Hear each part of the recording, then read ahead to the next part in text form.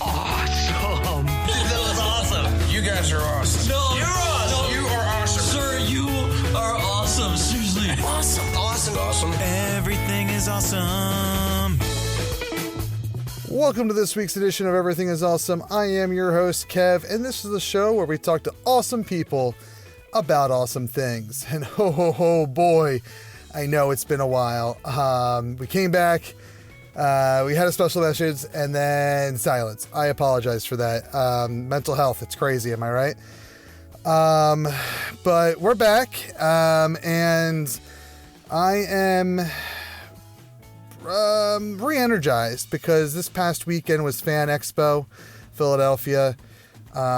We did some great panels over the weekend, and it's gotten me back into wanting to do this show. I started this show in 2016. I probably started recording in 2015, but in 2016 is when we started airing it, and we started airing it just a few weeks, maybe even less than a week after my uncle was initially diagnosed with cancer. This is the show that I did when he went into remission. This is the show that I did when it came back. And this is the show that I was doing when he passed away because of his cancer. And now that my father has passed away just a few months ago, March 17th, 2025, St. Patrick's Day, from cancer, I feel like I'm doing a disservice to both of them by not doing what I love to do, and that's talk to interesting people. And the fact that I haven't been doing that on a regular basis, while it might be because of my mental health, I think maybe not doing it is attributing to some factors with my mental health.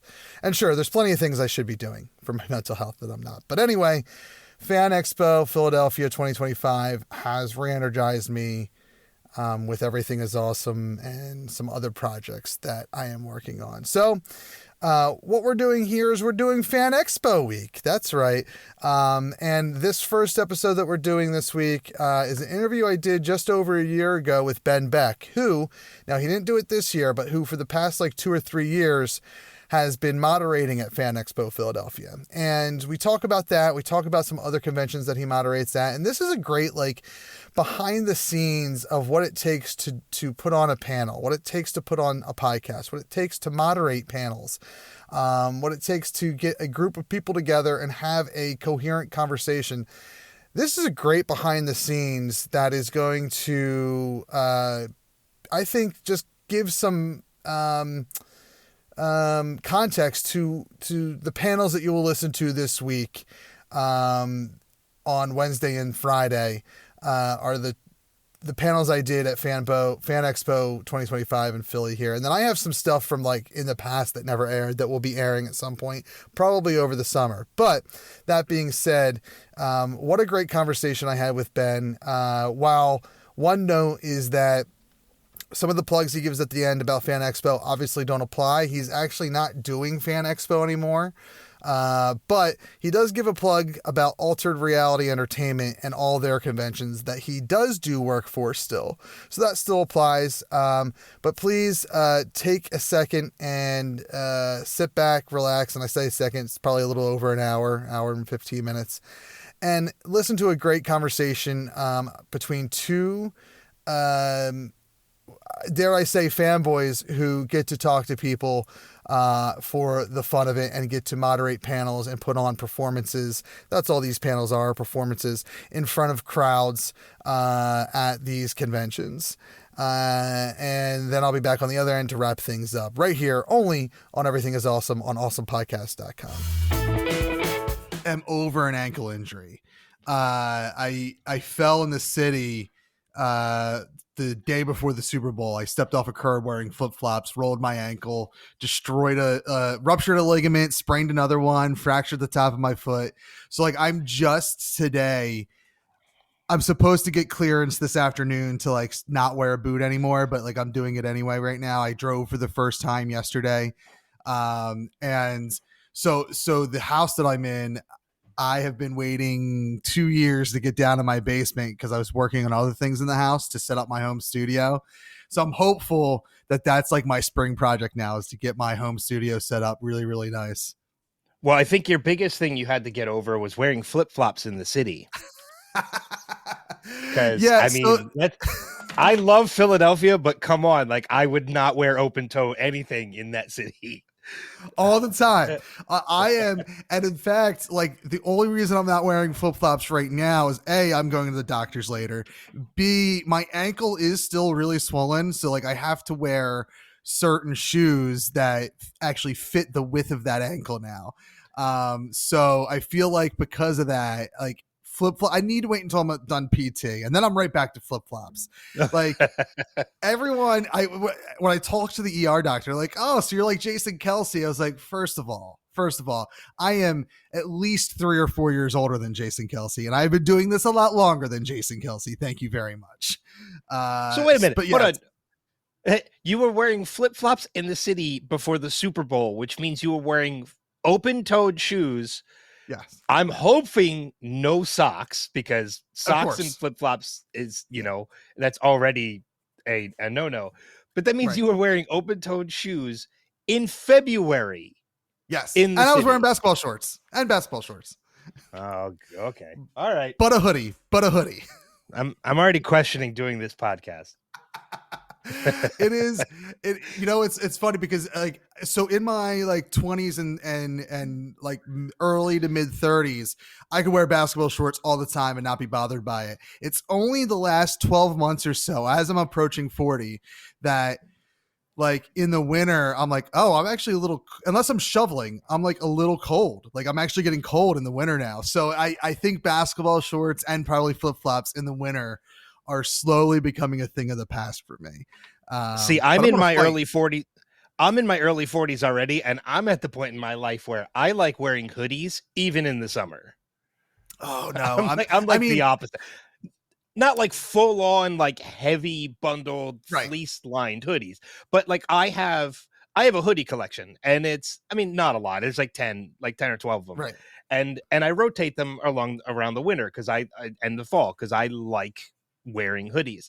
But I have hoodies that are specifically for warmer weather, because they're short sleeve, so I still have my arms open, and they're thinner, but I can still have the comfort of wearing a hoodie. Yes. You know what? That's actually a great idea, because I do love wearing hoodies, and I will wear hoodies. Like I don't own a winter jacket, or if I do, it's in my basement and I don't ever wear it. Unless like we're going to the Poconos or something. But yeah, I live in the suburbs of Philly. I live in Bucks County, and I'm in Delaware County. So okay. So I imagine it's similar. That's hoodies all the time. I never wear a winter jacket, and I got like my wife got me a Philadelphia Union hoodie for Christmas. That's like so perfect for winter. It's very comfy. It's very warm. The only downside to it is, as the soccer season gets longer, it's too hot to wear. So I've got she very specifically got it for me because my son and I were going to go to the home opener on February 24th, but my right ankle was in a boot and I couldn't drive. So we all of a sudden couldn't go. Yeah, it's funny because, like I said, I have that collection of hoodies, but there are 2 or 3 that stand out as my favorites. There's a YouTube channel that I follow called Good Mythical Morning, with Rhett and Link, and they sell merch. Oh, yeah. And man, their hoodies are some of the most comfortable hoodies I have ever worn. And they're in heavy rotation. But then I also just got an AFC Richmond hoodie. From Ted Lasso. And so like that's also in heavy rotation this year. Okay. Yeah, mine is I have 2 that are like heavy rotation right now. It's the Union one, and then I have a PAX Unplugged zip up hoodie, which is not like zip up. That was hard for me to get because I'm a pullover guy, but it was such a nice design, and it's actually really like, again, it's nice and warm for the winter. Perfect for PAX Unplugged. I don't know if you're familiar with that con, but I've been there a number of times. Oh, perfect. Yeah, it's one of my. It's, you know what? It's probably my favorite con to go to, because it's the one I do the least amount of, like, I'm there as a fan. Yeah, you know what? I'm exactly the same way. Like, I went to PAX Unplugged, again this year. I've been there for the past couple years, and you're right. It was nice to be able to just take the train into the city and just go and hang out with friends and play some games and talk to people and meet new people and not work. Yeah. Yeah. And that's kind of how, like, we connected initially. Like, and I'm sure you've been part of the Facebook group forever as well. But so I met you officially very briefly last year at the oh my God, Fan Expo Philadelphia, because I was running the community table for Philadelphia podcasting, and you did at least one show up on that stage. And then you, like, so I say I work the panel, right? Or work the con. I don't really work the con because I'm there with either my table badge or my press badge, and I'm also doing some panels that I created, right? You are like legitimately all over the place, right? So last year, I've been working with Fan Expo for a couple years now, and it's been in limited capacity, but last year at Fan Expo was my busiest year with them. The year before I had 3 panels. I had panels with because I do moderation for Fan Expo, but I had panels with Brian O'Halloran, Jeff Anderson, and Trevor Furman from Clerks. I did the Kate Flannery panel from The Office, and then I had Rob Wiedoff and Roger Clark from Red Dead Redemption the year before. Last year was my busiest year. Like, last year was the year that they put me full on, like, main stage, side room. Like, I had, I think, 7 panels all weekend. Oh, wow. Plus I did my own podcast there on the creator stage, as you mentioned. Yeah. That is, like, you're living my dream. I remember when they were Wizard World, and in 2016, I did my first, like, let me, like, apply for a panel, thinking that I would never get it, right? Because I didn't know, like, I don't know, like, why would they let me do a panel? And they did. And now I realize that for the most part, like, they just want as much content as possible, so they'll accept you almost. I've never been denied from Wizard World or Fan Expo, knock on wood.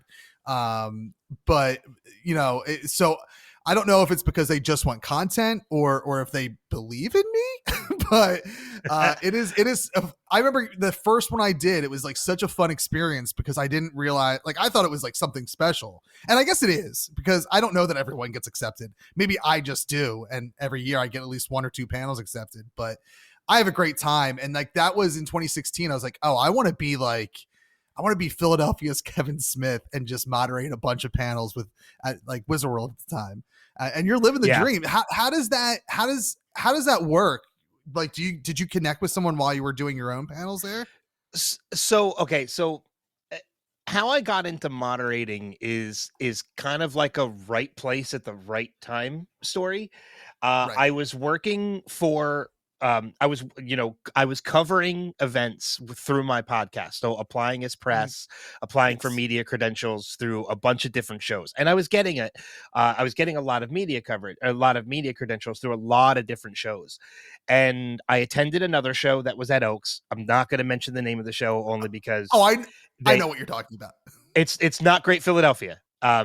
It wasn't. Oh, really? That show. Yes. Then I don't know what you're talking about. It was Walker Stalker, the year that Walker Stalker was in Philadelphia. Okay. And they were run by FanFest. And I don't like to talk too heavily about FanFest because there's a lot of controversy on FanFest. Before there was controversy on Great Philadelphia Comic-Con, there was controversy on FanFest. But FanFest had... That I didn't know about. We'll talk off air. Okay. So FanFest had 2 shows. They had Walker Stalker, which was a Walking Dead themed event, and then they had Heroes and Villains, which was like an Arrowverse, Marvel, DC kind of event. I do remember that, yeah. They brought Walker Stalker to Philadelphia, so I applied for media credentials one year, and I got them, and I covered the show.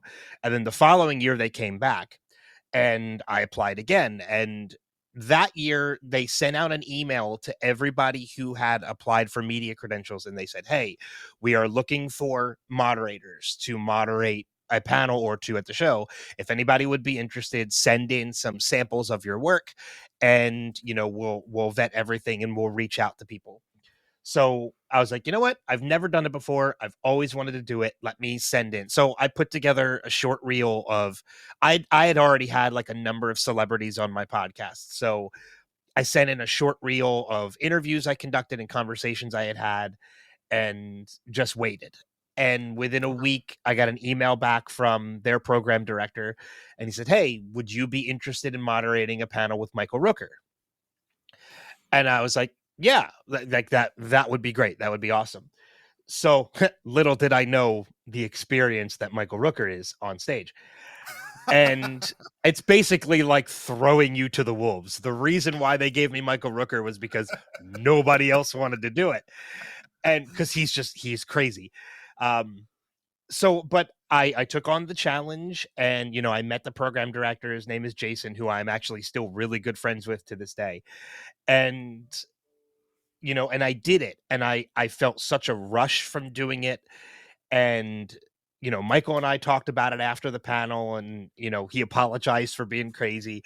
But it was later on that day that Jason said to me, he said, hey, we have our Heroes and Villains event coming up down in Atlanta in about 2 months. Would you be interested in doing more?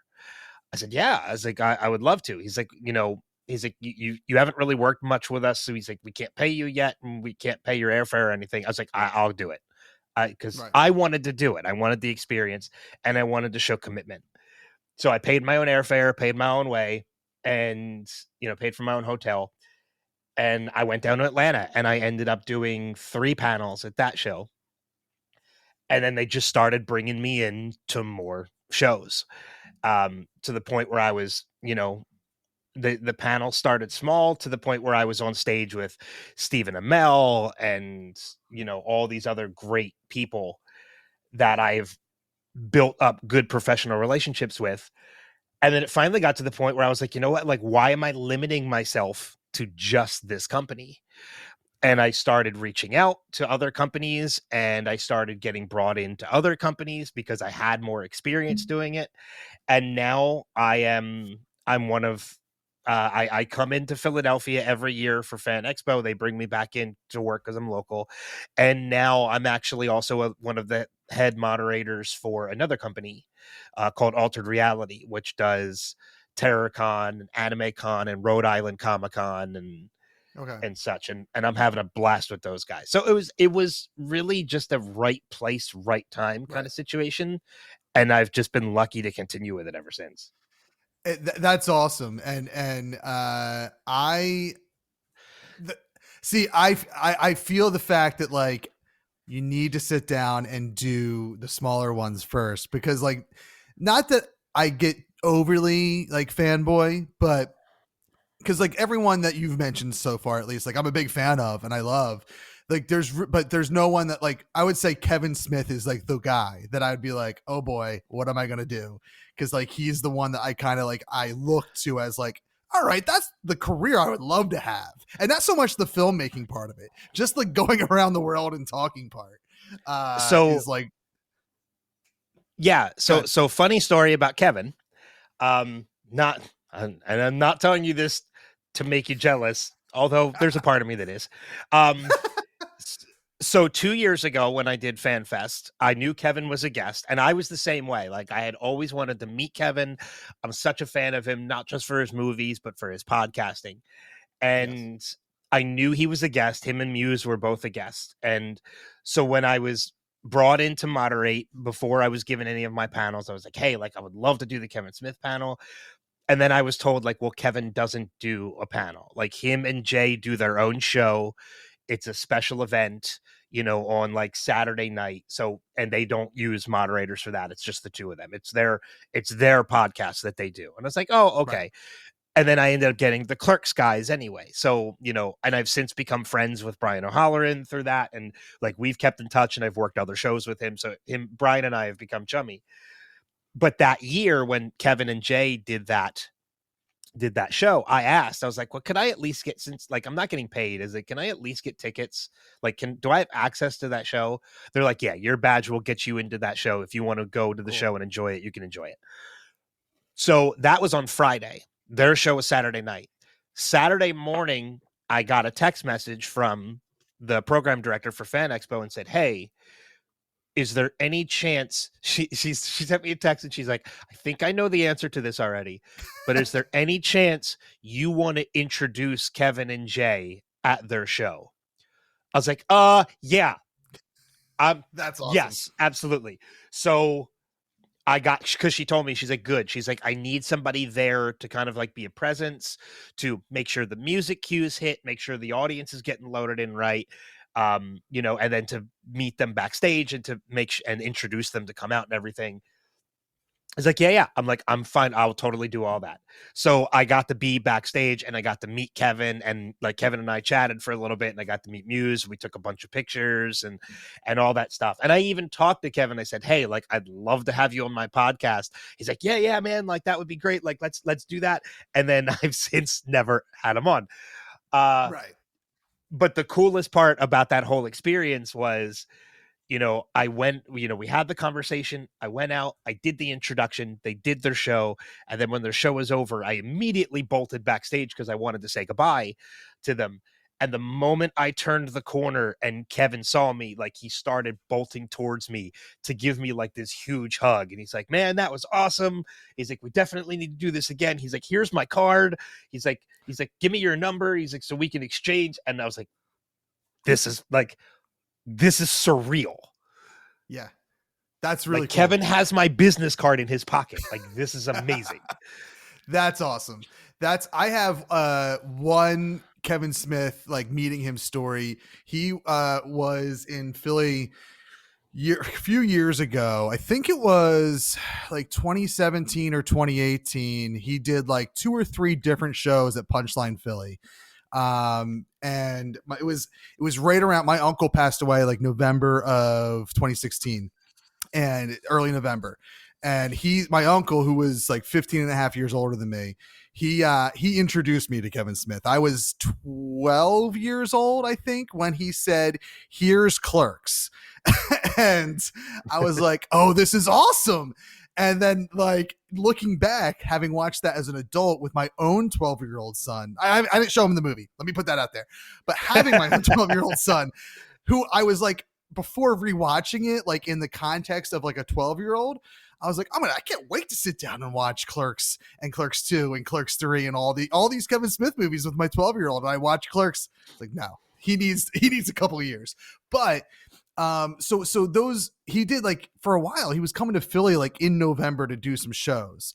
And this particular year he did, I think maybe only 2, not 3. He did Hollywood Babylon, and then like just an Evening With style show.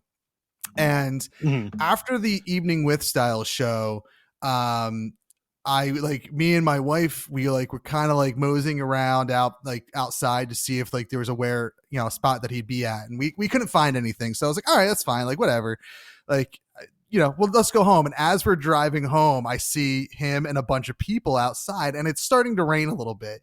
So like, we just like beeline, turn around, park, get out, get over there.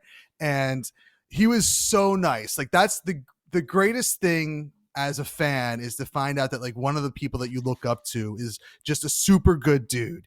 Because there was a bunch of people, it was raining, I'm sure the guys who were standing in the rain holding his umbrella were trying to get him in the car. And like, I was like the last one to roll up, and as he was about to get in the car, he turns around and was like, wait, did I miss you? I was like, yeah. He's like, oh, come here. And like, he gave the phone to my wife. He's like, all right, let's take the picture, get her out of the rain as soon as possible. And I thanked him.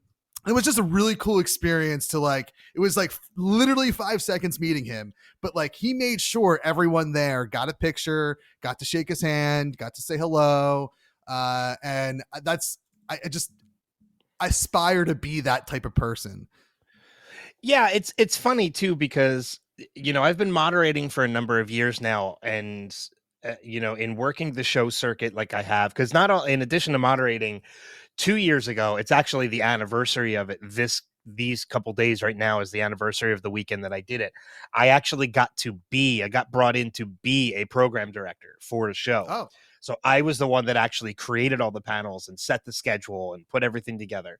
And as the program director, I made sure it was a lot of steps and a lot of work, and I lost quite a few pounds doing it because it was 3 different rooms. But I made sure I was backstage to greet every single guest before they went on. right. You know, and I staggered the schedule so that I could do that. Like I could be backstage in the main room. And then once that panel started, head downstairs to the other room. And then once that started, go to the other room and then back up to the main panel. So it was like nothing but a constant rotation. But I greeted every single person that was going on stage. So I got to meet quite a few people. Like I'm talking about, like, some of our guests were Bruce Campbell, Ross Marquand, oh my God, Negan. Why can't I think of his name right now? Oh my God. Jeffrey Dean Morgan. Yes, there it is. Jeffrey Dean Morgan, Katie Cassidy, Stephen Amell, who I had already known, you know, like Seth Gilliam, a bunch of people from Walking Dead. So in addition to that, but also working these shows and getting to be on stage with a lot of these people, you kind of get numb to the starstruckness of it all, which is fine. Like, it's totally normal because it's mainly because you realize these, while as great as these people are, they really are just normal people. Yeah. They're there to do a job as you're there to do a job.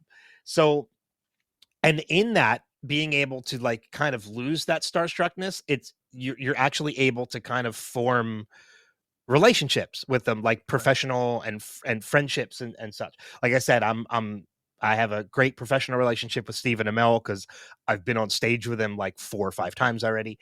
You know, but that being said, there are still moments where it happens.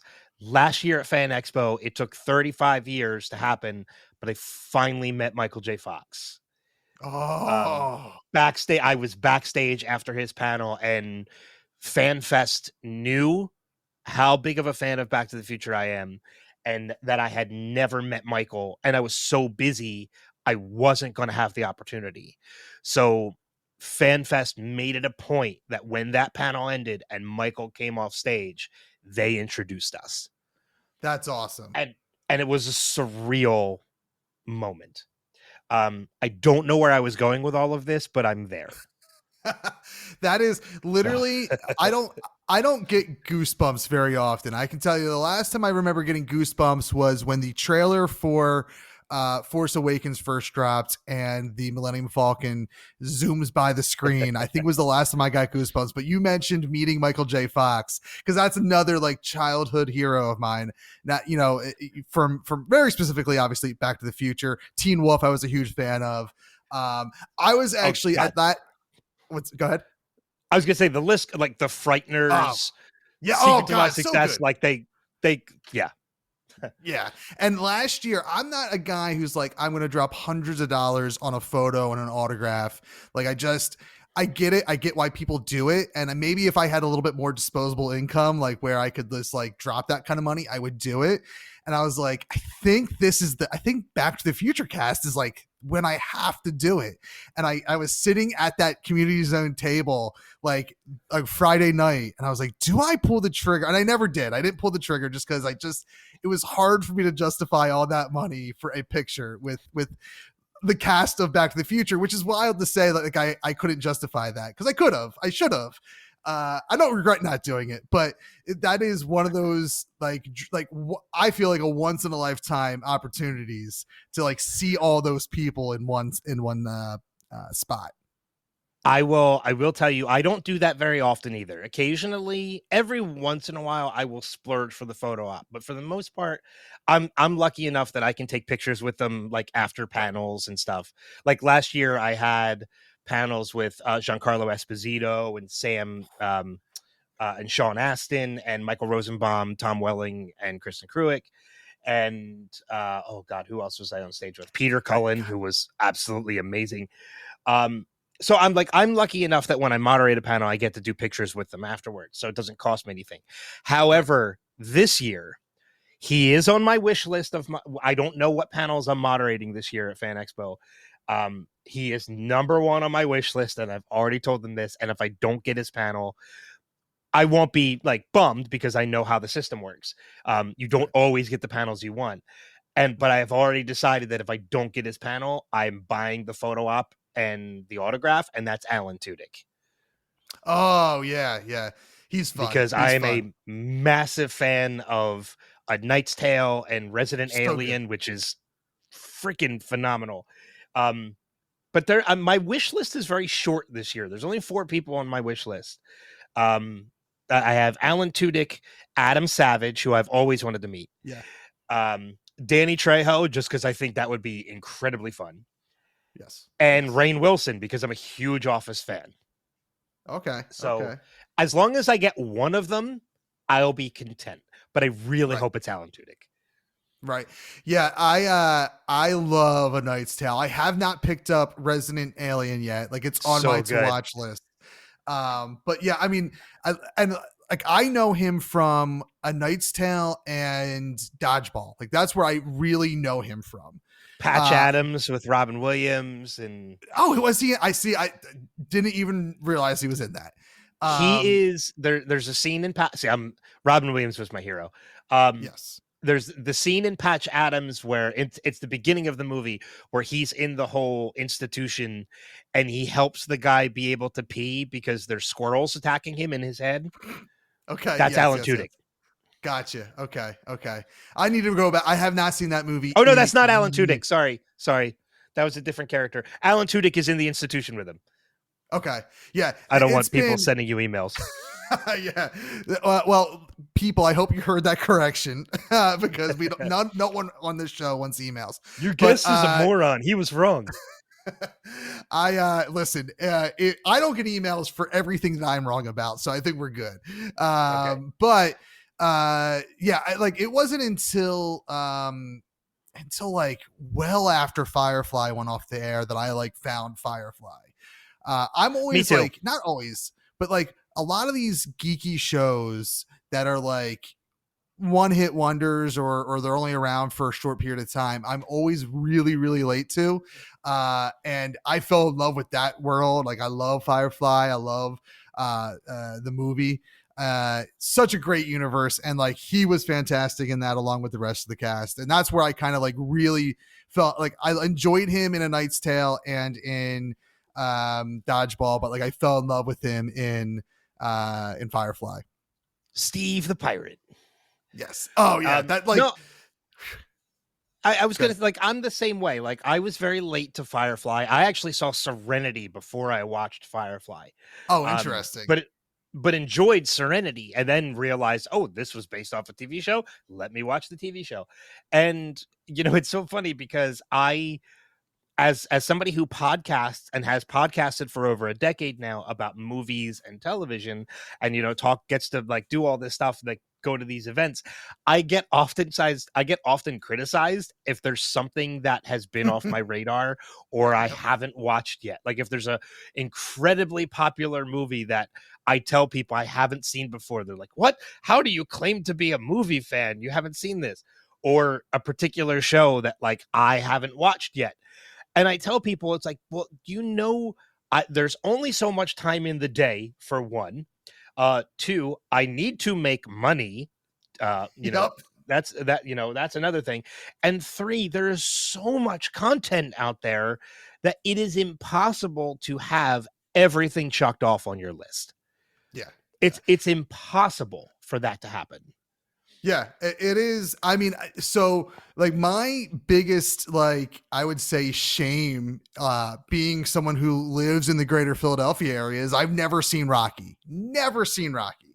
And people will say, wait, you claim to love movies, you claim to love the city of Philadelphia and you've never seen Rocky. And I'm like, listen, when I was a kid, it was a boxing movie to me and I had zero interest. Is it a movie I want to watch? Yes. Do I have the time? Not really. I have so many other things that I not that I don't want to watch it, but I'm watching other things that are more pertinent to what I want to see right now. So it is funny when I run it, cause I'm out of my group of like friends and family, there's maybe one other friend that has seen more than me. So when I'm talking to guests or strangers or whatever, and it comes up like the same reaction that you get, I'm just like, guys, like, have you seen everything? No, like let's be realistic here. Exactly. There's always one or two things I can turn and throw back at them and be like, have you seen this? Well, then you have no room to talk. Right. Like, I am always astonished when anyone says they haven't seen Star Wars, because it's over 40 years now that you've had the opportunity. And I guess, again, the same could be said about Rocky, right? But I'm always shocked, because that's such like an important part of my world. Like, how have you not seen, like, my wife refuses to watch Star Wars because it's just not an interest to her. And it's like, my kids are like not really into it. So it's like, I'm like the geekiest person in my household, and it's really, really hard to like live my life sometimes. I mean, I get that. But you know, sometimes the other argument is too, like, if somebody tells you like, oh, you've never seen, like, I'll take, for example, a movie I just watched for the first time in the last 3 years was Grease. Wow. You know, and being a fan of musicals, you know, friends are like, how have you never seen Grease? Like, that's a classic. Like, you've sung all the songs. I know you did, because we used to do it in high school. Like, you know, and so I would get heavily criticized for not watching Grease. And I would turn to friends and be like, well, really? Like, have you ever seen Shaun of the Dead? No. Oh, yeah. But yet you've seen all 20 plus Marvel movies. You have time for them, but you didn't have time for one other movie. And then I finally watched Grease. I was like, you know what? Let me buckle down and do this. And I'm all my friends who like constantly pressured me, like, oh, what, you finally watched it? What'd you think? What'd you think? I'm like, it sucks. It's you didn't like it? I'm like, it's a 50s fever dream. So like, what? I'm like, it's one of my biggest criticisms of the movie. They're like, well, why didn't you like it so much? I'm like, okay, the music's fine, like, I get it. I was like, but the whole movie is about Sandy claiming she doesn't want to change for a man, and then at the very end of the movie, what does she do? She puts on a leather jacket and becomes a greaser. Like, she changed. The whole movie, the one thing she was fighting against, it's what she does at the end for him, and then they fly away in a car. Like, what is this? Yeah, this is a fever dream. Hot minute since that was a big movie in my household, because my parents, specifically my mom, she loved it. My uncle loved it. Like, it played a lot through my childhood. So like, that is, I know, a movie I will never go back and rewatch, just because it's so like, I grew up with it and it sucked. It just sucks. Same thing with like Elvis. My dad, a huge Elvis fan, and like I respect what Elvis did as a musician, but I just can't stand it. It's the soundtrack of my childhood, and I hate it so much. Yeah. And then and then there are movies that I just refuse to watch. Like, Twilight. I will never watch Twilight. And I'll have friends be like, well, how can you claim to be a movie fan if you won't at least give a movie a chance? And I'm like, because the fact that I'm sorry, if your boyfriend sparkles in the sun, he's not a vampire, he's probably gay. I was like, that is not a vampire. I'm refuse to watch this movie. Anyway, I remember I watched those movies, and I don't know why. I guess I was dating someone at the time. I really don't remember why I saw those movies, but I remember seeing the last movie, not because I was with somebody that wanted to see it. I was at this point like 3 movies. You're committed. However many movies. Yeah. So I was like, I have to watch it now. And like, I will. Same thing with like Harry Potter. Like, those movies, I've watched them. I'll probably never go back and rewatch them. Like, this podcast is over. See, for me, they're good movies. I don't hate them, but they were just a point in time for me. Like, I never really clicked with Harry Potter in a way that became like a fandom for me. Respect it. I respect the people that love it, but like, because people love Harry Potter the way I love Star Wars and Marvel. So Like I respect it. Same thing with like Lord of the Rings. I watched all those movies once, and won't do it again. And I did not see the Hobbit or the Hobbit trilogy or whatever it ended up being, because like I was like, listen, I watched the original trilogy. I enjoyed it for what it was when I watched it. I can't commit to it again. And honestly, I just don't want to see another Hobbit. Like it's just not for me. I'd rather see superheroes. I'd rather see a lot more like Percy Jackson, that the Disney Plus TV show, Chef's Kiss. Like I love Greek mythology. I'd rather see more of that than sword and sorcery.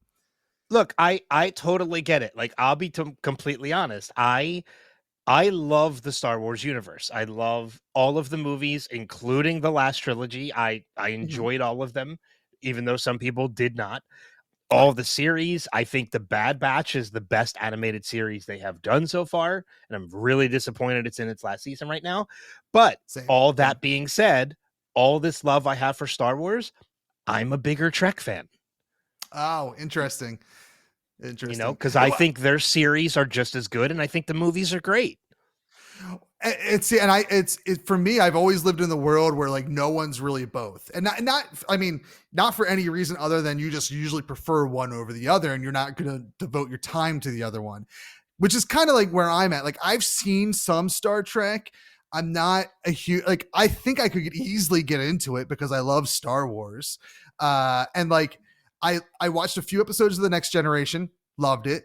I watched I watched a couple movies. The only one that stands out, I think, is the Generations, where it's Patrick Stewart and William Shatner. Yeah, it's a standout movie. Great movie. For me. But like even like the newer Star Trek movies, I've watched maybe the first two, and they're all right. I think I'd rather go back and watch the originals though. Like they all just seem better to me. I do that, and I watch the newer ones as well. I'm going to throw a show at you, and I want to see if I'm curious if you've seen it. And I'm not going to criticize if you haven't, but I'm going to highly recommend it if you haven't. Okay. Have you seen The Orville? Oh, I have not. It's on my list. highly recommend. It was one of my favorite shows when it was on. They still have not pulled the plug on it yet. They haven't officially renewed it yet. Every season was better than the last, and I know, because I was one of them, a lot of people were very hesitant because when they heard it was from Seth MacFarlane, they were like, oh, well, this is just going to be Family Guy in space. Right. And it's not. It is incredibly well done. There are a number of Star Trek writers who are on the writing staff. And I have said this to a number of people, and I've had a number of other Trek fans agree with me about this. It is some of the best Star Trek we have ever gotten that's not Star Trek. Interesting. There are legitimate episodes of that show that are better than episodes of Star Trek. Wow. That's high praise, because I know like Star Trek and The Next Generation are like just like holy temples of Star Trek. There are a number of Star Trek actors who have appeared on the show. Oh, that's great. I did what I know about The Orville is that it was like a lot of people, like you said, thought it was going to be like a Star Trek parody, but I did hear that like, oh no, it's good. Like you'll be surprised how good it is. So that is on my to watch list. Maybe I'll bump that up on the list a little bit and check that out. It's just finding the time, you know, like right now, especially when, you know, you're creating content, right? Like it's so hard to incorporate. Like last year I created less than I ever did, really, but I also took in so much. Like I think I use Letterboxd to track my movies, and last year was the first year I watched more than like 50 movies in a year. It was the first year that I watched more than I think 20 brand new movies. And this year, I think I've watched maybe 2 movies in total, maybe 3.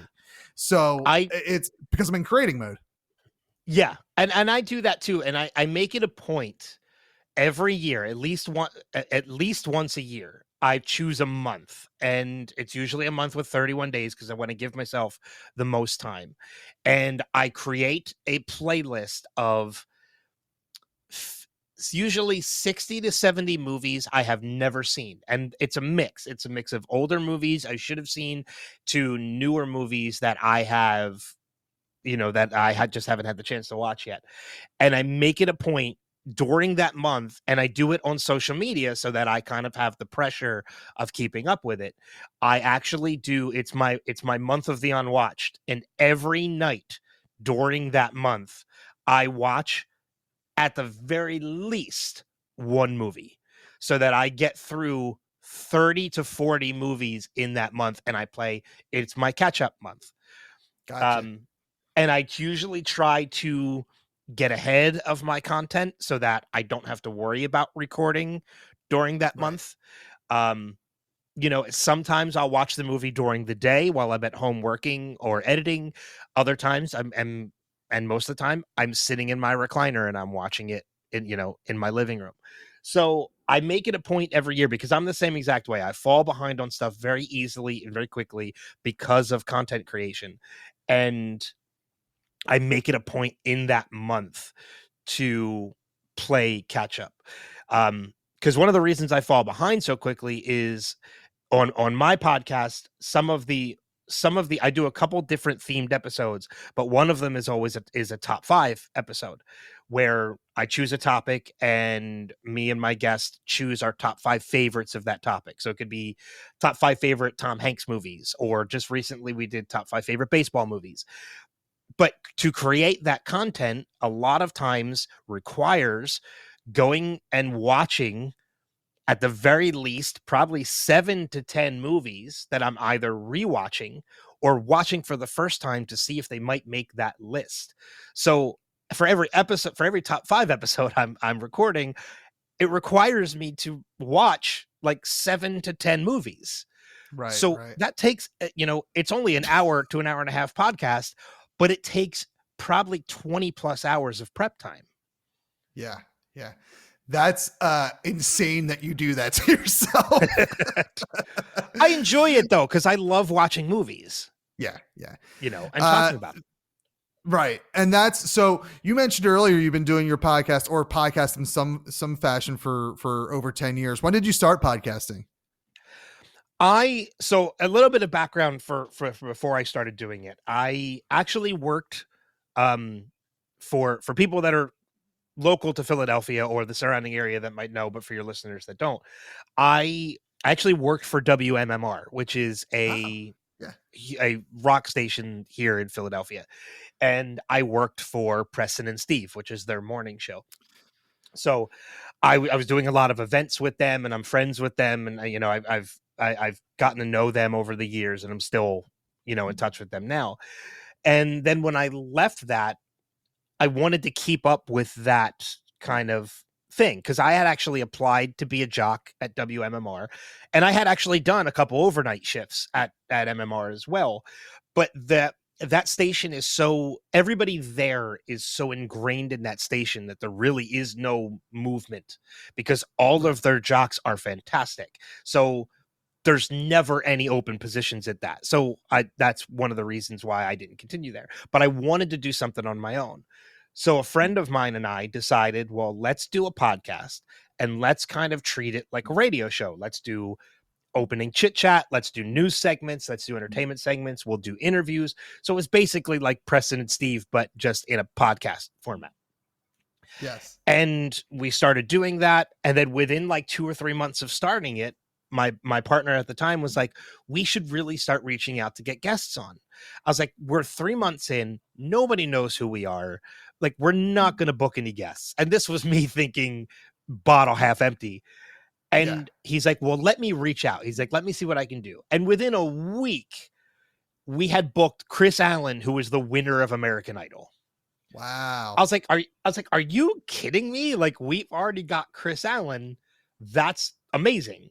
And we actually he was performing at the Keswick. So we actually got to go to the Keswick and interview him in the green room and hang out and see his show. I was like, we've been doing this for 3 months and this is already happening. This is great. And then from that point on, we started booking more and more guests, and it was smaller guests. Right. We weren't getting 2 huge names, but they were all great. They were all interesting. And then as I started looking at the numbers, we noticed that most of the listeners, most of the higher numbered episodes were episodes where we had guests. So we were like, okay, well, that's the trend. People are more turning in for the guests than they are for us. And that's fine. Like, it is what it is. So we decided to stop with the show. So like, it was about a year in, and we decided to stop with the show and just turn it into interviews. Mhm. And then we started getting more interviews by doing that. And the listeners started building up even more. And then eventually that's what it became. So after like 2 more years, my partner Adam left, and it was just me. And I was like, well, I'm going to keep this going. And like, now they're going to be one-on-ones, and I'm fine with that. So I kept it going, and I started booking bigger guests. I got people like David Koechner from Anchorman, and Colin Mockery and Brad Sherwood from Whose Line Is It Anyway, and Curtis Armstrong from Revenge of the Nerds, like all these great guests. And I kept doing that, and that's what I've been doing all this time, is these celebrity interviews. But eventually it got to a point where I was like, I want to talk about movies again. Like, I don't get to do that often. So about 3 or 4 years ago, I created Wilhelm, which is my main, which is the podcast I do now. So I was doing 2 separate podcasts. I had Wilhelm, which is the movie conversation podcast, and where I do the top 5s, and I had the Spotlight, which was where I was having all these conversations. And eventually I got to the point, I'm like, this is too much. I don't know why these 2 aren't the same podcast. Like, they're all Right. in relation to each other. So I merged them, and Wilhelm was still small. So I eventually reformatted the Spotlight into Wilhelm and moved all of the Wilhelm content over to the Spotlight, reformatted it, changed it to Wilhelm. And I started talking to more guests, and and then a number of guests started telling me like that's a great name for a podcast, like based off the Wilhelm scream. Like, yeah. Like, Yeah. well, why'd you do that? I was like, well, because like it's something that kind of ties together all of movies and television. Movies use the Wilhelm scream, television uses the Wilhelm scream. It's kind of a nice tie-in. They're like, we love that. Yeah, I started having guests tell me that. So I was like, well, then you know what? This is the final form of my podcast. It's called Wilhelm. Everything I do from now on is Wilhelm. And that's where I've been now. So the celebrity interviews, the top 5s, the movie reviews, everything movies and television is now all under that umbrella. I've been doing it now for about 11 years, and it's been about 7 or 8 years just me. And I've loved it, and I will continue to do it for as long as I know, as long as I can. Yeah, so it's funny that you mentioned how you started with kind of mimicking a radio show, because I remember, I don't know, I was more of a YSP. So okay, this is another deep cut for Philly locals or the Greater Philadelphia. YSP back in the day was another rock station. 94.1, yep. Yep, 94.1 YSP. It was the station I preferred. I don't know why. I just preferred it. Probably because like my dad would listen to it when I was like in high school before I could drive, and he was listening to Stern. And I always gravitated towards the more talky parts of YSP. And I remember my senior year in high school. So like, 2001 to 2002, sometime in that school year, the YSP did some sort of announcement where they're like, we're looking for disc jockeys, like send in a tape. And I talked to a buddy of mine. I was like, we should totally do this. And then like, it just nothing ever happened. But that was like my first taste of like, oh, I could probably do this. And it wasn't until years later where I don't even know if YSP was, I think they had turned to Free FM, which was the nationwide push to get rid of rock and have talk radio, I guess. Do you remember the Free FM days? I remember the Free FM days. I don't remember what the reasoning behind it was, but I do remember the Free FM days. And I want to say real quick too, I want to preface my whole thing. The reason why I gravitated more towards MMR than 94.1, because I did listen to 94.1 a lot. But I was somebody who was juggling between 94.1 and Y100. because I Okay. wanted the alternative stuff too. Y100 was where I met Preston and Steve, because that's where they started. Okay. So I was friends with them when they were on Y100, and then they moved from Y100 to 93.3 MMR. So that's why I went more with Right. Y100 with MMR, because they moved to MMR. So I followed them. Right. Right. Yeah, I don't remember the reason for because I think that the talking parts at the time were like getting more ratings, I guess, was like the big push here. So you had, I think that was right around when Stern was also going to satellite radio. So maybe that was like a driving factor too. Like, let's get the Stern fans in all day. You had Opie and Anthony in the mornings. You had Chris afternoons, and then you had Matt and Yes. Huggy, who I think Yep. were midday. Matt and Huggy in 2007 is when I started podcasting. I used to wrestle. I used to do like, we started in the backyard, but it was like WWE style wrestling. And we moved from the backyard, did it professionally, got the licenses, got all the paperwork. We did it very local in Bucks County. I then break my ankle February of 2007, like snap it straight across. By the time it's all healed up, like we're not really wrestling anymore, or it's really sporadic at that point. So I just needed something creatively. And I had a friend say, do you want to do a podcast? And I was like, hell yeah. And my original show was called Happy Hour with Steel Tip. Steel Tip was my wrestling name. And we did a straight Matt and Huggy format, similar to like what it sounds like you guys did, where we had segments, we had commercial breaks, we had guests on. And that was a very short-lived podcast because I was in my early to mid 20s and had an ego about me and didn't want to do a show one day because I was hungover. So I was like, I'm the host. I'm not showing up. And then we immediately went our separate ways, me and the producer. And I started my own show in January of 2008.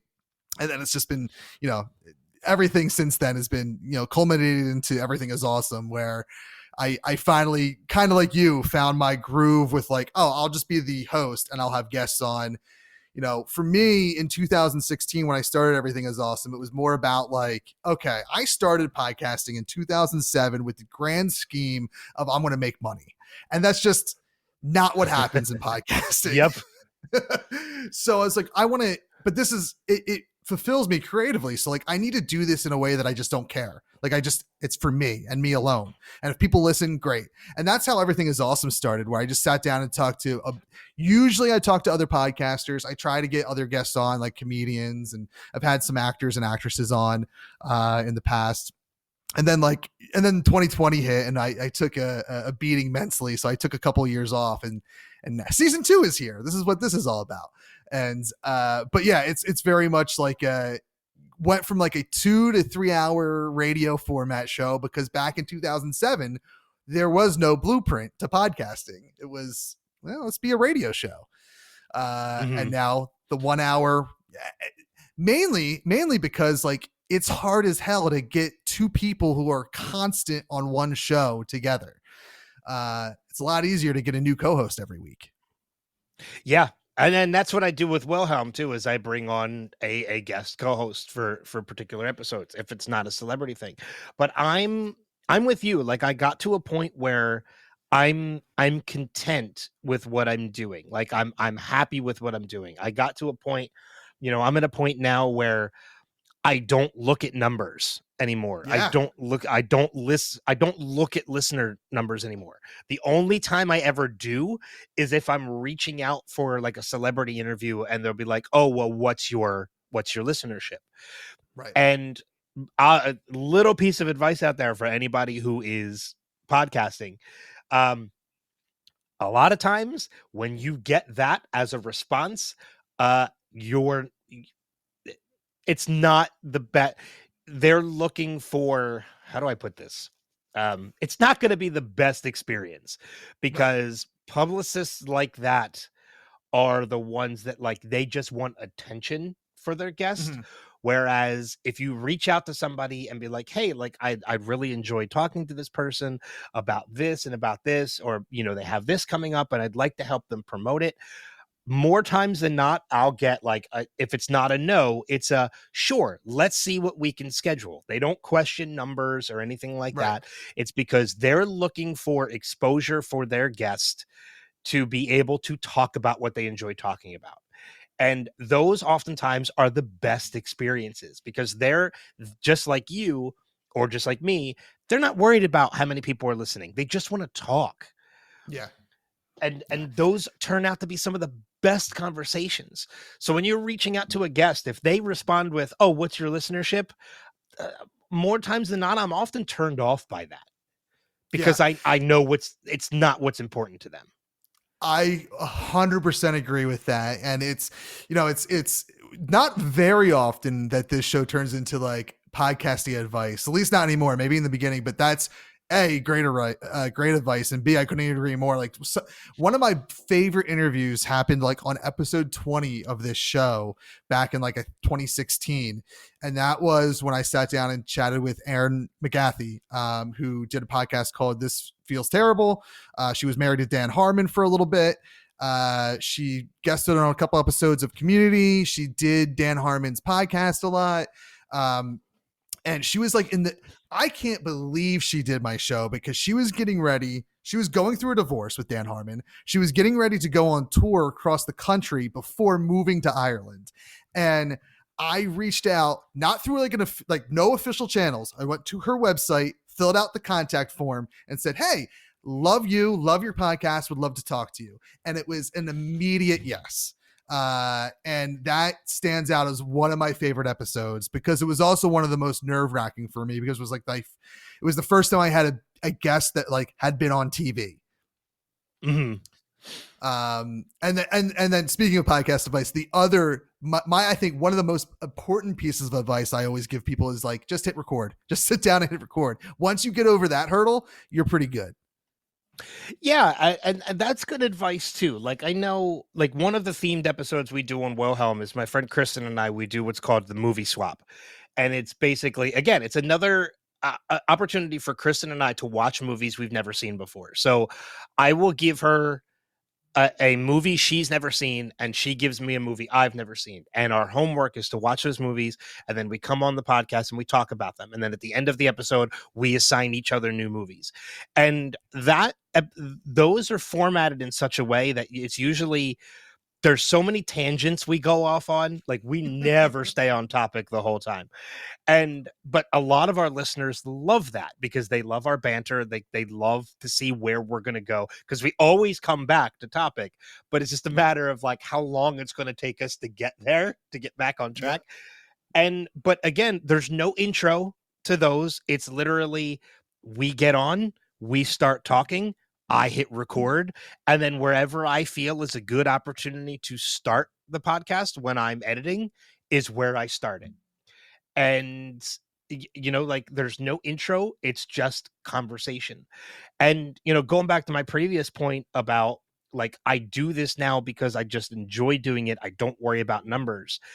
Prime example is I know people will be listening to this, but even if nobody listened to this, this is just a great conversation between two people. Yeah.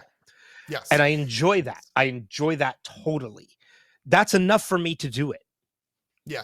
That is, I mean, that's the point of Everything is Awesome, right? It is like the subtitle is talking to awesome people about awesome things. Sometimes that's an hour of whatever they're working on. Usually though, there's tangents because I'll bring up things like Kevin Smith or I'll bring up things like Batman and we go on a little tangent about it. And then we eventually get back to the topic at hand, which I think this entire episode was one big tangent, like that's my favorite.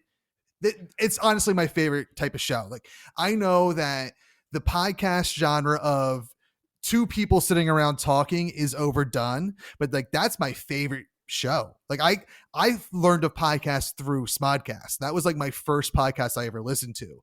And sitting down and listening to Kevin Smith and Scott Mosier talk was like, oh, this is awesome. Like, people can do this. And the fact that I never got there until 2016, the fact that I started podcasting, doing a genre that was like shock jockey and dopey, like that's what I was. I was a shock jock for several years through podcasting. And that's like not who I am as a person. Like I do look back to those early days of podcasting. I'm like, God, you were an asshole.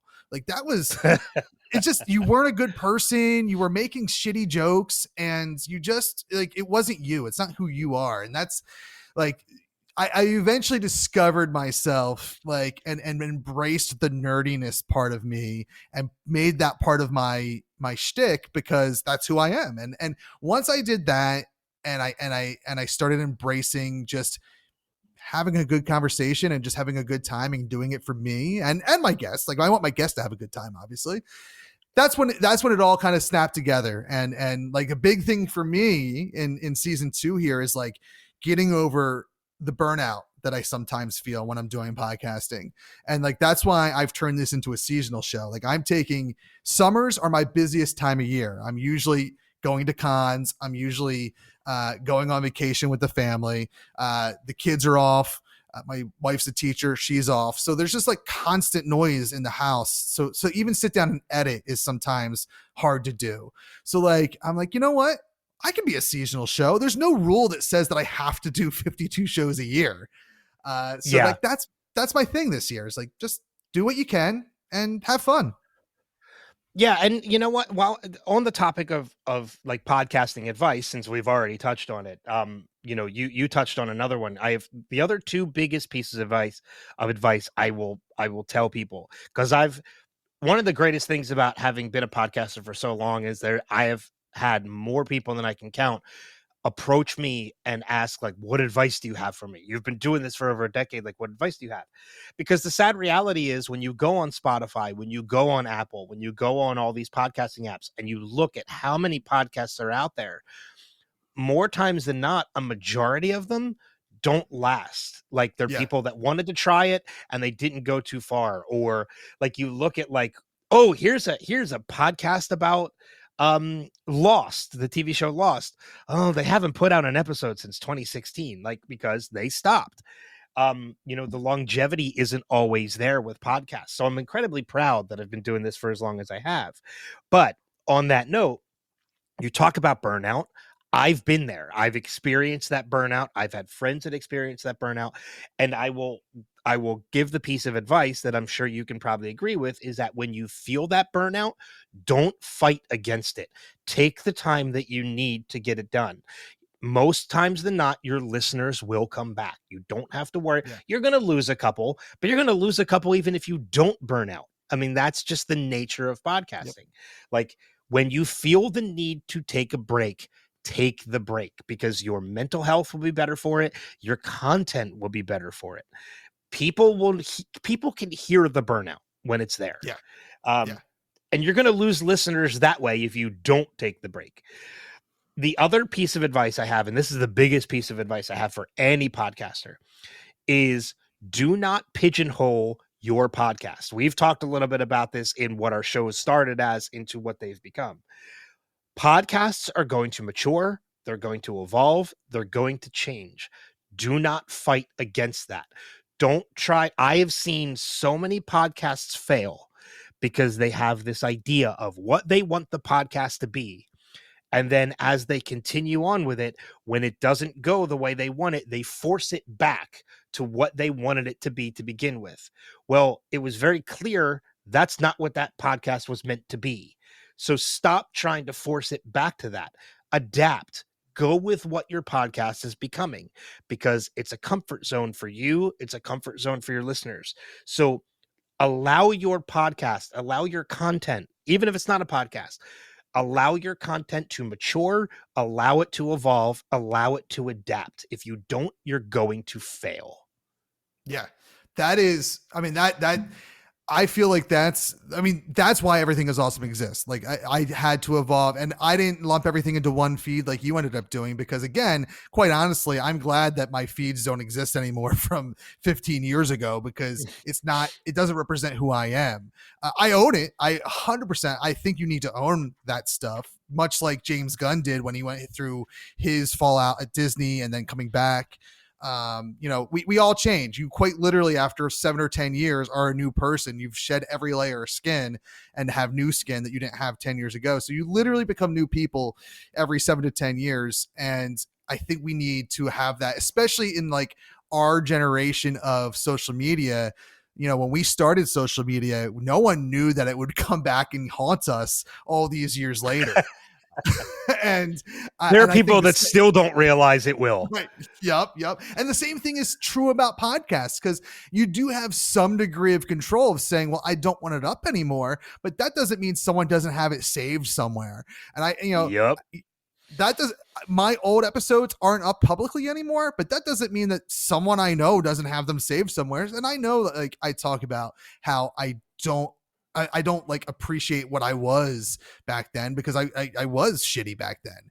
And if someone like called me out on and said, haha, I have it, you can't hide it, I'd be like, that's fine. I own it. Like, I talk about how I was a degenerate 20 years ago. That's just the matter. That's just the fact of who I was. And I've grown. I've shown that I've grown. And I think that's also important. Like, if you are a young podcaster, like, you're going to do stupid things. Just remember, you're going to grow, and as long as you own that, and you're public about, like, hey, yeah, I was shitty and now I'm not, I apologized for it. I think that's great. And I think it's also what I love to do with this show is I love to do things that are like, I constantly break the norm of this show.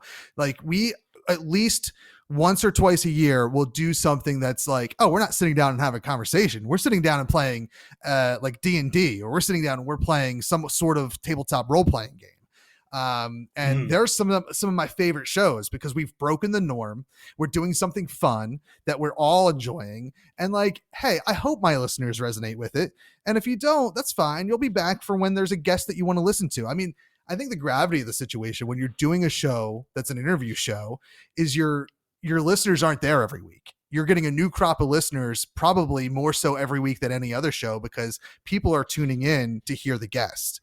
Sometimes they're there for you. Like, I don't, perfect example is, I love Michael Rosenbaum. I love his podcast, and I love listening to him talk. And I'll usually listen to his intro every week, but like, I don't necessarily listen to the interview every week, because I'm not necessarily there because of that particular guest. Yeah. So I think that's like something else. If you're doing an interview show, get ready for those numbers to be a roller coaster, because they're going to be. Yeah, I mean, and I'm the same way. Like, there's a number of podcasts that I listen to, and you're right. I love Inside of You with Michael Rosenbaum. It's one that's in heavy rotation on my list. Literally with Rob Lowe is another one. But these are podcasts that, because my time is so limited, I pay attention to who the guest is, and that's usually the episodes that I'm listening to. The only podcast I can think of that I listen to on the regular, no matter who the podcast guest is or not, is Smartless with Jason Bateman, Will Arnett, and Sean Hayes, because it is such an interesting concept for a podcast. It is. I don't know if you've listened to it at all. I have not. So the concept of the podcast is, first off, Sean Hayes, Jason Bateman, and Will Arnett are great friends, and they are absolutely hysterical when they are together. The concept of that podcast is that one of them brings on the guest, and the other two have no idea who the guest is for that week. Oh, that's good. I mean, obviously they know once they introduce them, right? But it creates such a great concept in that it is a totally unscripted conversation with that guest, because there's no prep work. Like, obviously, so if Jason Bateman brought the guest on, Will Arnett and Sean Hayes couldn't prep because they have no idea who it is. So it's such a great, and so I'll listen to that one no matter who the guest is, because it's such an intriguing concept to have an unscripted conversation with these guests. I mean, for example, I haven't listened to it yet, but I love John Oliver. John Oliver is their guest on Smartless this week. That's going to be so good. I will absolutely be listening to that episode, like probably shortly after we're done recording this. But other than that, like, I am, not to say that other podcasts aren't unscripted, but these guys do prep work. You know, when Rosenbaum has somebody on, he does his prep work. So while it might be unscripted, it's still prepared.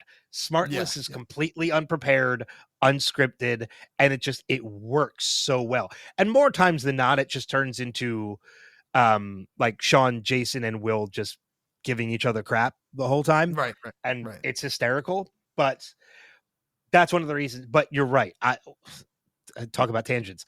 I will listen to podcasts purely because I'm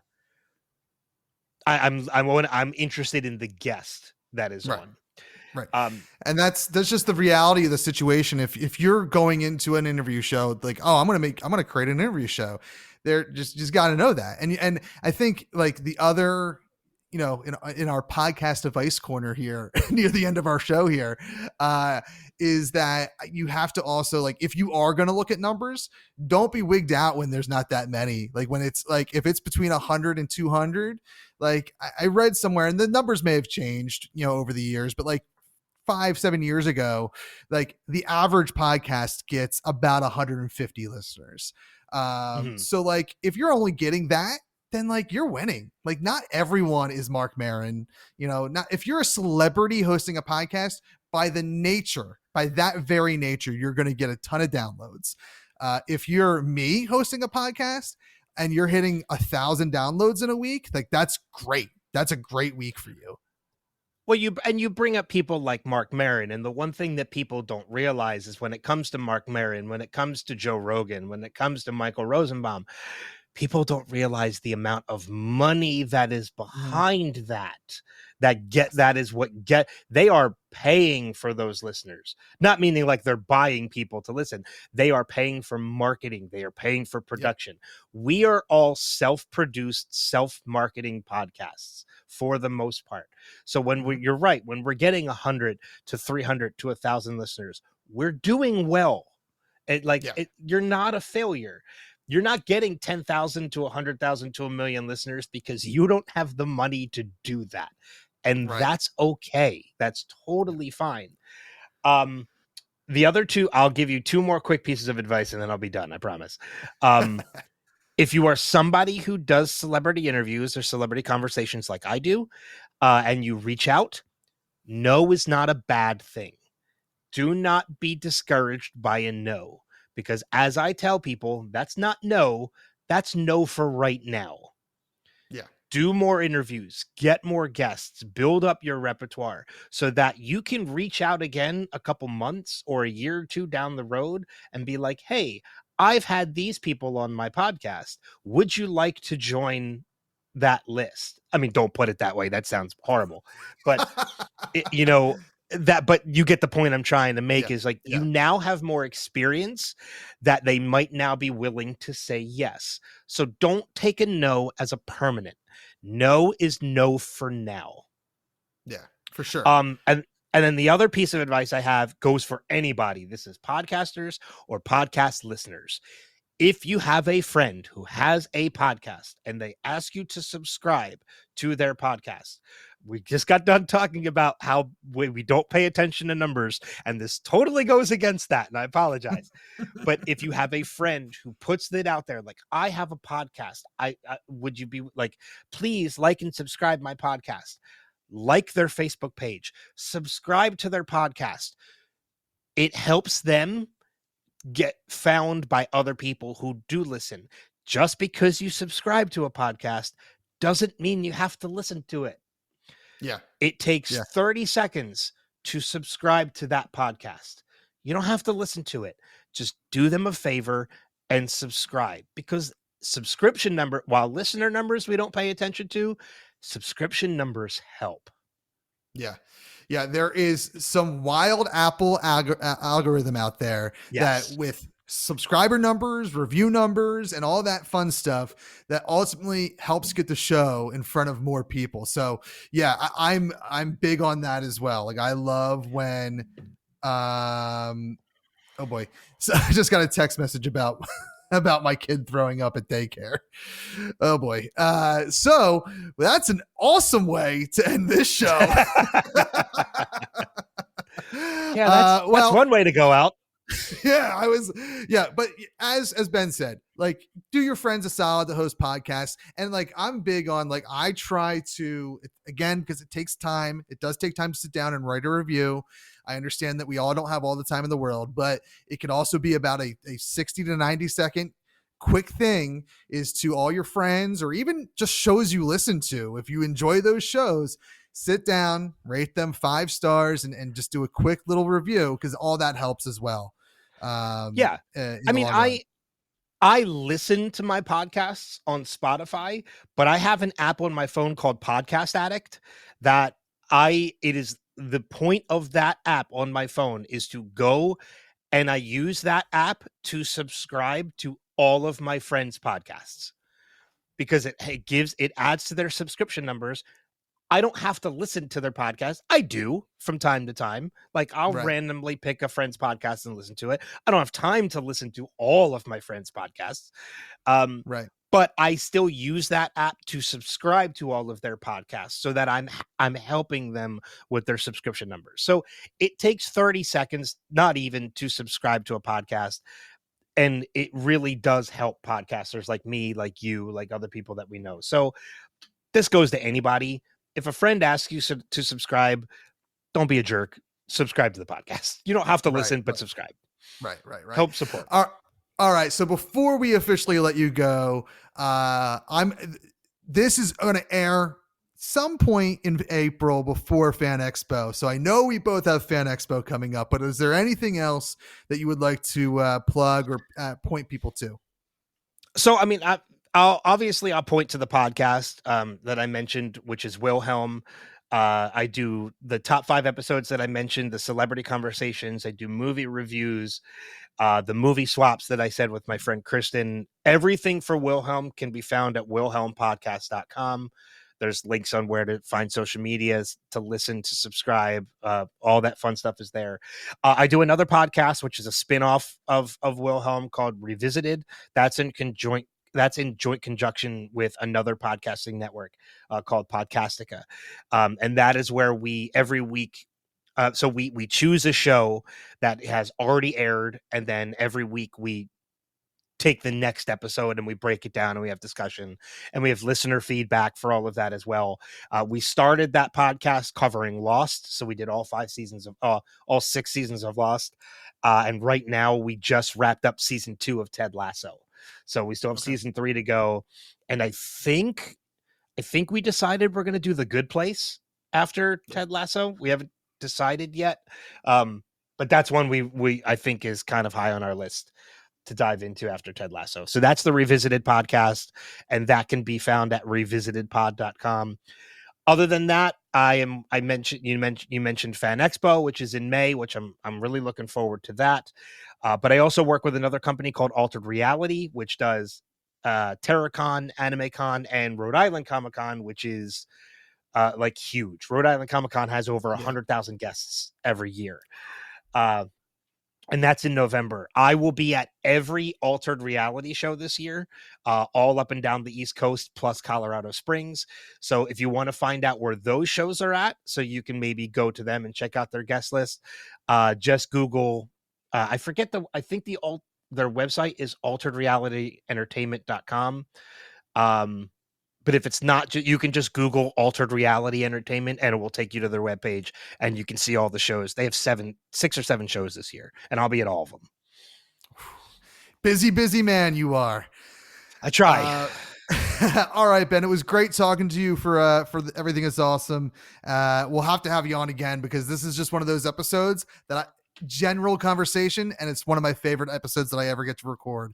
So I was happy have you as a regular guest here and there. And I'm going to have you on Wilhelm too, for sure. Love it. I can't wait. All right. Thanks once again. Once again, thank you to Ben Beck for being on the show. Make sure you check out his podcast, Willem. And he has a bunch of things that are offshoots of that. I think they all air on the same feed, so check that out. Links in the show notes, especially to his convention stuff. He's got some stuff. I think Rhode Island Comic-Con is the next thing up for him that he's working on here in 2025. And again, first I apologize to Ben for not getting this up last year. I really tried to, and I think what happened is not only did my mental health get in the way, but Fan Expo 2024 got in the way, and then just things kind of steamrolled as the year went on last year. I actually had a great conversation, quick few emails with Tanya Todd, who is going to be featured on this feed in just a few weeks here. Who checking in on me basically, and I'll get more into that story during the episode drop for her episode. But man, internet strangers, internet friends, awesome, really awesome. Anyway, so Ben, I hope you understand that this came out late. But I think the conversation still applies. Everything we talked about still applies, especially the podcasting advice. And again, it felt like a really great behind the scenes of what you're about to listen to in this coming week on the Everything is Awesome feed, which, to tease out, will be This Is Heavy, 40 years of Back to the Future, which we did with the host of I Like to Movie, and then Go Birds, How a Fandom Can Unite a City and Beyond, which we did with Craig, sorry if I butcher your last name, Craig Lagones, and JJ from Get 'Em Next Year, and of course, the one and only Devin Caney from the WIP, sideline reporter. She does morning shows, and she's also on Fox 29 Sports. So we'll get more into that stuff as I intro those panels, and podcast episodes later this week. But that's what you got going on for Fan Expo Week 2025 here. And then we'll get back to a weekly schedule starting on Memorial Day right here. In the meantime, make sure you're following us on socials. We're either at Awesome Podcast or at Real Awesome Pod, but the more important social media to follow, quite honestly, is at That Nerdy Kev. That is going to be where you can get a hold of me the quickest, the easiest, and I'll be able to get back to you right away. Awesomepodcast.com, thatnerdykev.com are two great places to get information about this podcast and get information about me and to get in touch with me. Anyway, we're going to polish up these, the way we end these down the road, but please, while you're listening, listen to what Ben said here and subscribe to the podcast. Have your friends subscribe to the podcast. It helps a million independent podcasters require and need this to help grow our shows. And leave a 5-star rating review. I don't know how much that actually helps, but it makes me smile. And I would love to smile more, if I'm being honest. So, Apple Podcasts are where I see them. If you leave a 5-star rating or review somewhere else, just shoot me a DM, on social media at That Nerdy Kev, wherever I'm publicly available, and just shoot me a DM or whatever, or a tweet or a message or whatever, and let me know that it was not on Apple Podcasts that you left your 5-star rating review. And I'll read it on air. I'll smile. I'll be happy, because God, we all need a little bit more sunshine these days. Anyway, I don't want to keep you too much longer. So thank you again, and we'll see you in a couple days with our Back to the Future panel from Fan Expo 2025 right here, only on Everything is Awesome on awesomepodcast.com.